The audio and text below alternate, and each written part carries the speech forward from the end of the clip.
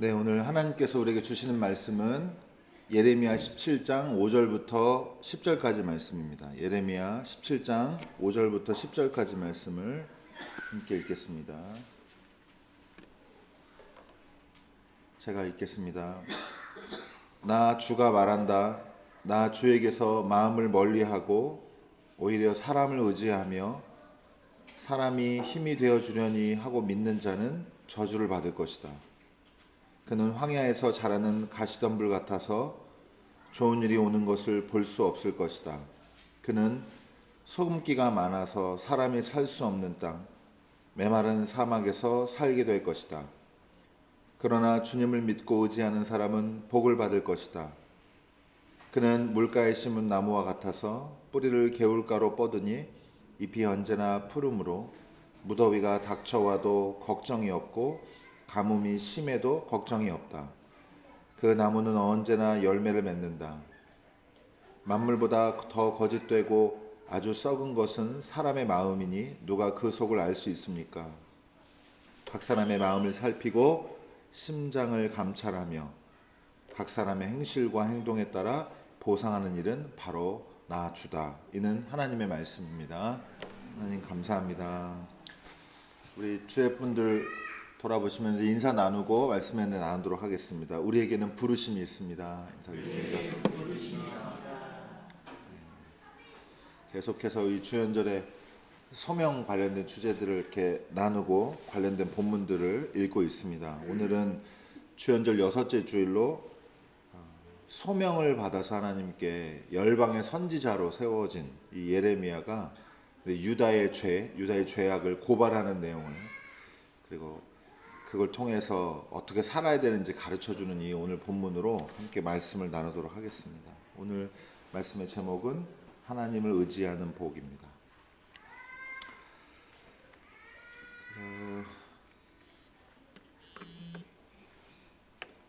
한길 사람 속이라는 말이 아시죠? 한길 사람 속. 사람 모르겠다는 얘기인데, 어떤 때는 너무 괜찮아 같은 보이는 사람인데 좀 되게 실망스러운 모습을 볼 때가 있고, 또 어떨 때는 엄청 별 볼 일 없고 진짜 초라하다 이렇게 생각한 사람이 갑자기 뭐 새로운 면모를 보여줘서 충격을 받을 때도 있고 그렇습니다. 우리는 사람을 몰라요. 사람을 모르고, 그리고 더 정직하게 얘기하면 자기를 모릅니다. 자기를 몰라요. 제가 마침 나가주셨네요. 우리 이 시간 되면 나가는 분이 계신데 같이 왔다가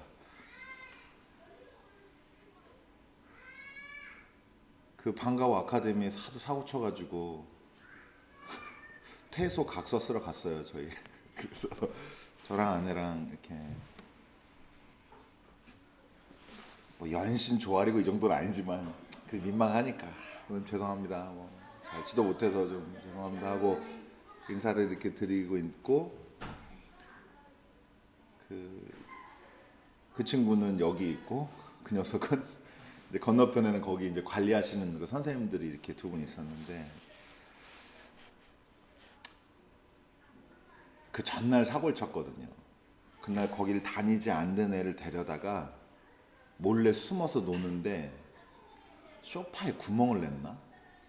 그 불러온 형이었는데 그 형이 소파에 구멍을 내고 간 거예요. 근데 참 이게 아들이지만 진짜 믿기 어려운 부분이, 행동은 숨어서 다니는데 CCTV 정확하게 있는 데로만 다녀가지고 저런 것도 되게 쉽지가 않은데, 그렇잖아요. 아예 당당하게 가든지 아니면은 숨는 척을 하지 말든지 하는데, 숨는 척하면서 CCTV 있는 데만 골라서 이렇게 가가지고 그 사고를 쳐서 다 알았어요. 다 알고 이제 그냥, 근데 이제 뭐 물론 저희 부모들 입장에서 이제 나중에 들여다 보니까 그 선생님들이랑 갈등이 심해가지고 자꾸 이상행동 했던 건데, 그만두고 나서 아무튼 행복도가 많이 올라갔어요, 그 녀석이. 근데 어쨌든 제가 그때 무슨 얘기 하려고 그러냐면, 여러분, 우리 시대가 공감을 너무 과잉으로 원하는 시대예요. 무슨 말이냐? 공감은 기본이거든요. 기본이어서 못하면 사실 상당히 문제가 되는 건데, 근데 제가 말하는 게 뭐냐면, 과잉이라는 게 공감이 안 되는 것도 공감하는 척 얘기하는 기술이나 이런 게 너무 요청을 많이 해요, 사회적으로. 어느 직업이나. 예를 들면 여러분, 서비스 센터에 전화하면 처음 본 사람인데 사랑한다고 하잖아요.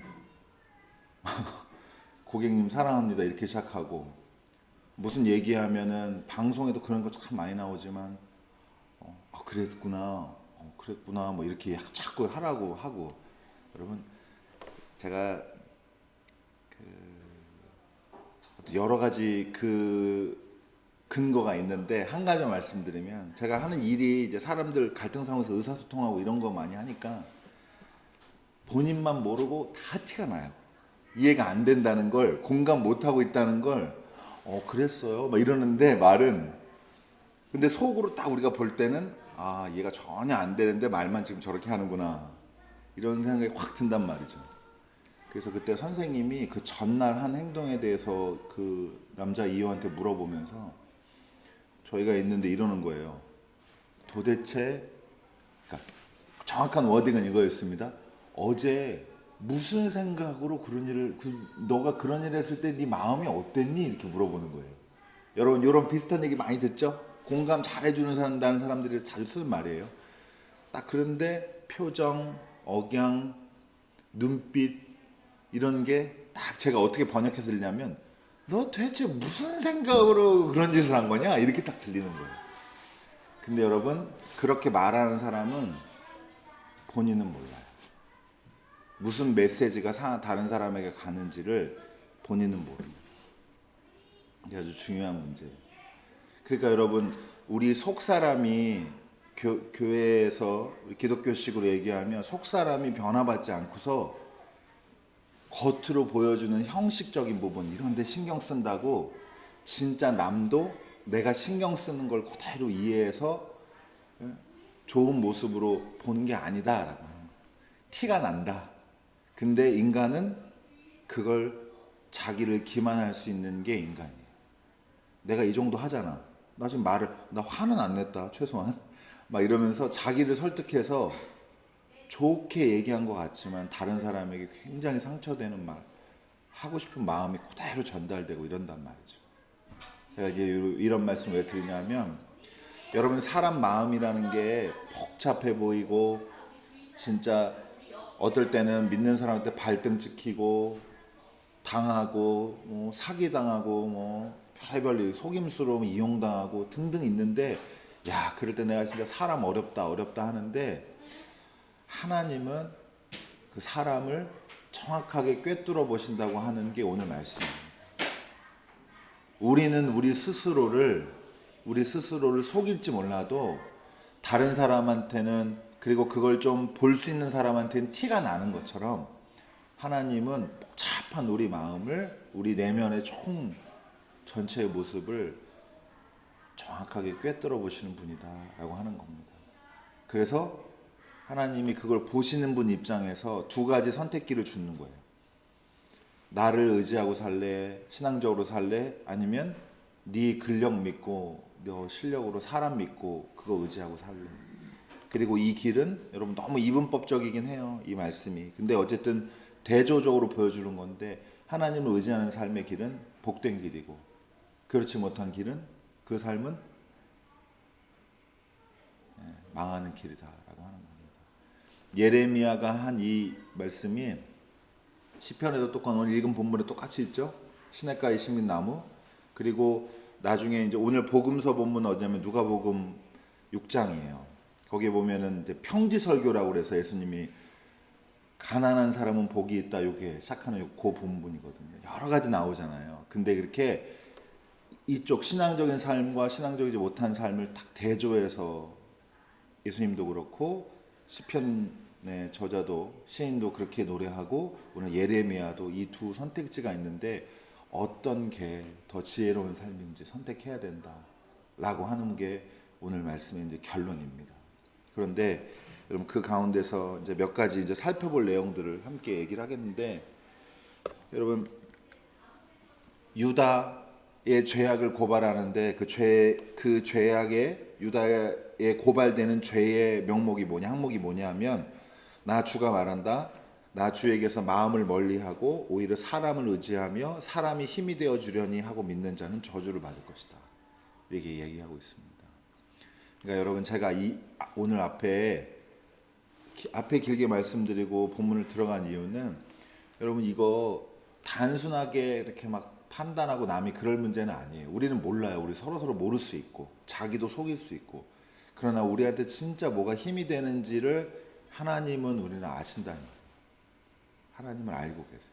우리는 우리 스스로도 속일 수 있지만, 여러분 유다 왕국은 예레미야가 이렇게 활동하던 당시에 파국이 임박했습니다.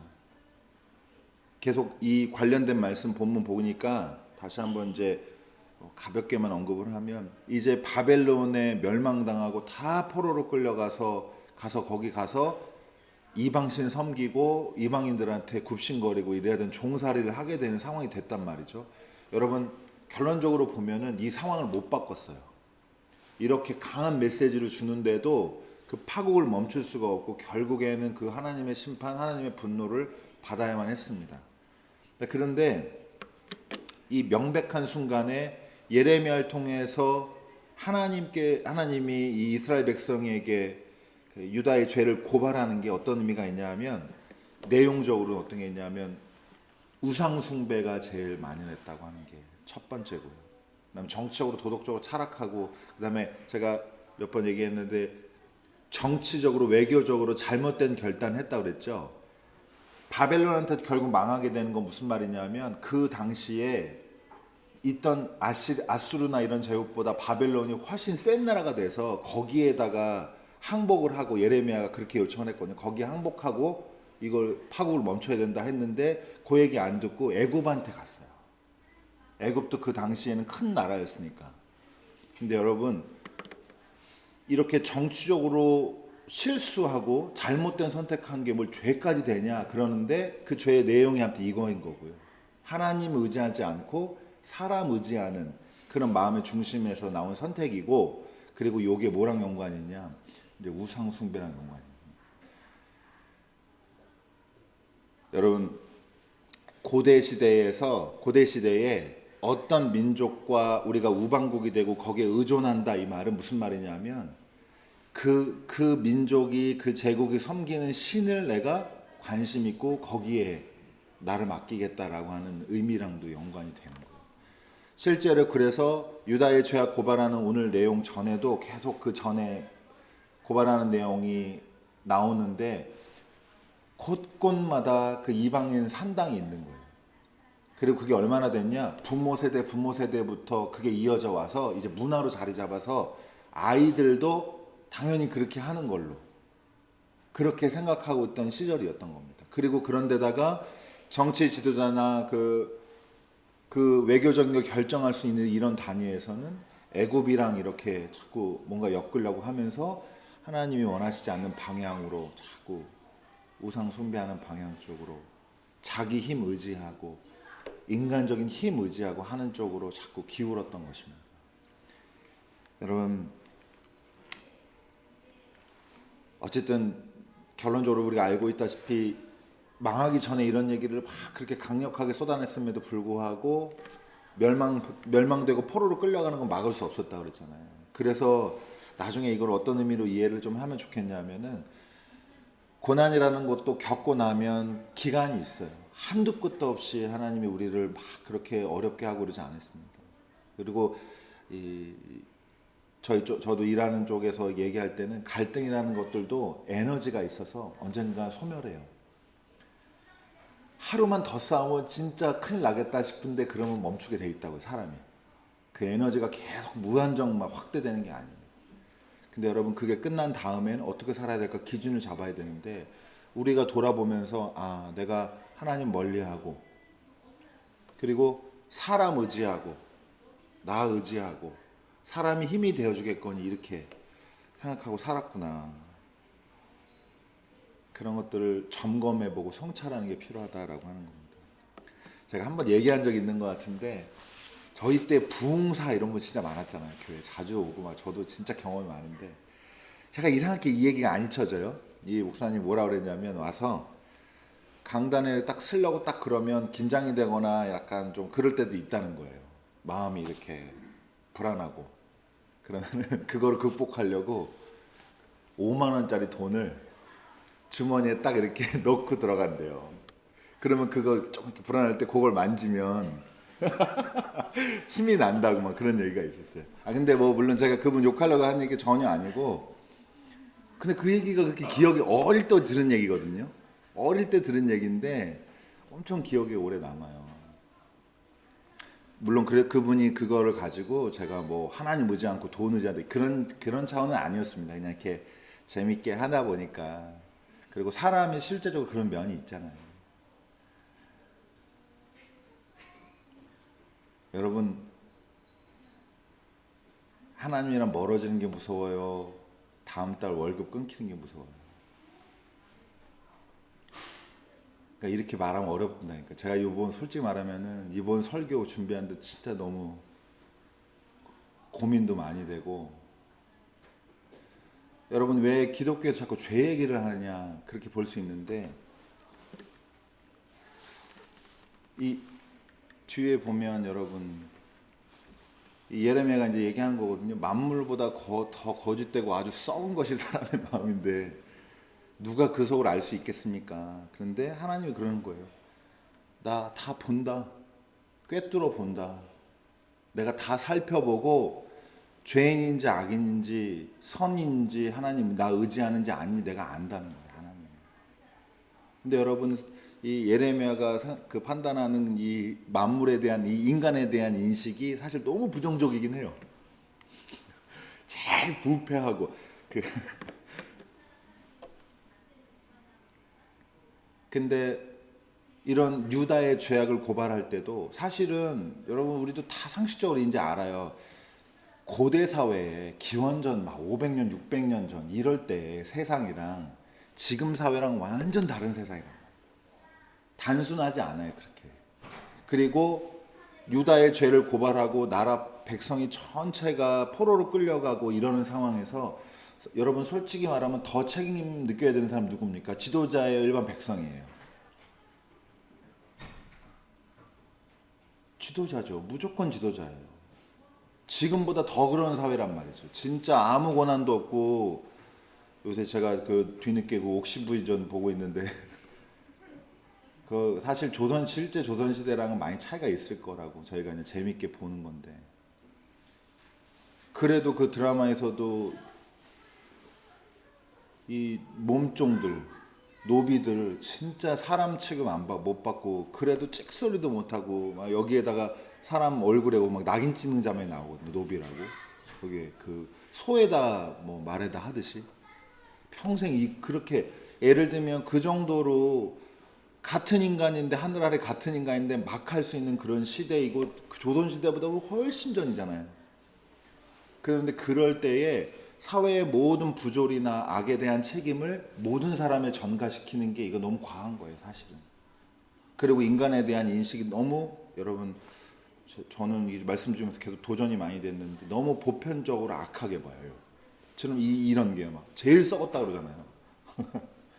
근데 지도자한테 문제가 있고 그리고 뭘 결정할 수 있는 윗선들에서 뭔가 부패가 더 심하고 책임도 더 커야 되는 건 팩트예요. 맞는데 그렇다고 해서 반대로 그럼 우리는 아무 책임도 없냐 이 세대에 대해서 이 세상에 대해서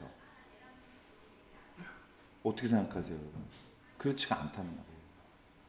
그리고 적어도 쉽게 얘기하면 지금 현빈이 동생들 이렇게 이런 애들은 우리 사회에 대해서 책임감 없다, 못 느낀다라고 말해도 되는데 적어도 저희 세대는 기성세대는 이 세대가 이렇게 이 사회가 이렇게 볼품없어진 걸 예를 들면 저 당이 잘못해서 그래, 저 당이 잘못해서 이렇게 말할 게 아니라 이 말이에요.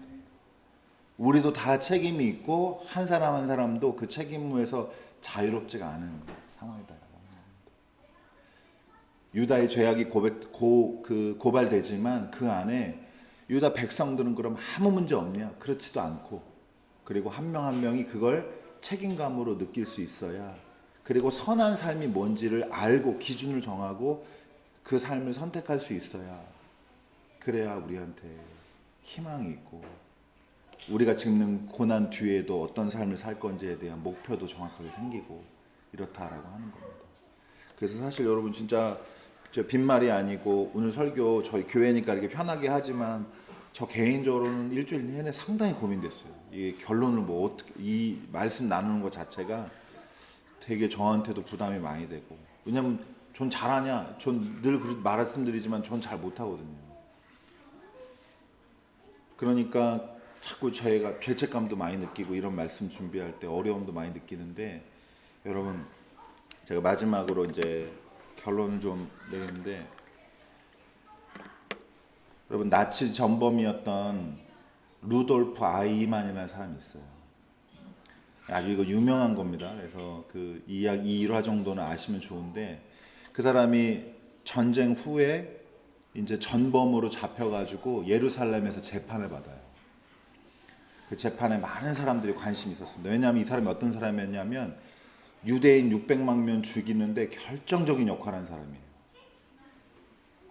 아주 그러니까 말단 무슨 그런 관료가 아니라 상당히 이 결정권 안에 적극적으로 참여한 사람인데, 이 사람 재판하는데 이 사람이 한 번도 악의적인 마음이 없었고, 유대인들 내가 꼭 죽여야지, 다 잡아 죽일 거야, 이런 마음 전혀 없고, 진짜 이게 진실하게 느껴지고, 이 사람이 특별한 어떤 목적을 가지고 했다거나 그런 게 아니라 딱 뭐냐, 여러분 그냥 쉽게 말하면 말 잘 듣는 공무원이었던 거예요.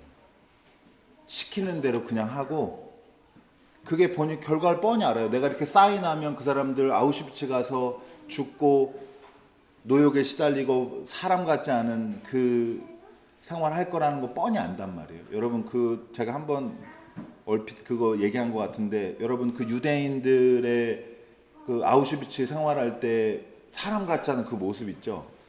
그게 좀비 모티브예요. 그 모습에서 사람은 인데 사람은 아닌, 귀신도 아닌, 귀신이 아니고 사람에 가까운 그런 거를 이제 이미지를 많이 획득을 해낸 건데, 여러분 그렇게 내가 사인하면 그렇게 된다는 거 아는 사람이 특별한 나쁜 사람이거나 이런 게 아니라 너무 성실하고 착실하고 시키는 거 잘하는 그냥 관료 공무원이었던 거예요. 그래서 그 재판 취재하고 그 재판에서 나온 이야기들을 가지고 책을 썼는데, 예루살렘의 아히만이라는 책이 나왔습니다. 그리고 그 책을 누가 썼냐, 한나 아렌트라는 철학자가 썼거든요.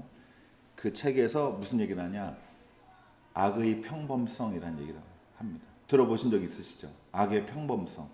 악이 막 대단하게 나빠 보이고 그렇다는 게 그렇지 않고, 정말 어떤 평범한 그 사인하는 착실한 관료 때문에 이 수많은 사람이, 수백만 사람이 죽음을 당했다라고 하는 겁니다. 여러분 우리도 우리 사회에 대한 책임감을 가지고 매주 같이 이렇게 나라 위해서도 기도하고 그러는데, 여러분 이렇게 위기 때가 되고 어지러운 때가 되니까 이상한 분들도 다 걸러져요. 겉보기에는 착해 보였는데도, 괜찮아 멀쩡해 보였는데도 말하는 거 들어보면 뜨악하고 막 이런 분들. 여러분 그러나 다른 차원에서 말씀드리면, 여러분들 이제 우리 사회를 다시 세워나가고 우리 삶도 마찬가지고 다시 재정비해 나갈 때, 여러분 사회 탓, 구조 탓, 문화 탓 이런 걸로는 안 되는 자기 개인의 판단이 있다라고 합니다. 제가 그래 지난주에는 피해자인 척 하지 마시라고 이런 얘기도 했고, 아파야 되는데 아프지 않은 걸 수도 있다는 거 이런 얘기도 하고 그랬잖아요. 무증상 질환도 있고 미운하우젠 증후군 같은 거 있어서 실제로 병이 안 들렸는데 아픈 척 하는 사람, 통증 호소하는 사람도 있다니까. 그게 다 뭡니까 여러분? 자기를 정직하게 보고 직면하지를 못하고 외부에 있는 것들을 자꾸 거기에 원인 되고 이렇게 자꾸 한단 말이죠. 어떤 구체적인 문제에는 지도자가 100% 잘못했습니다.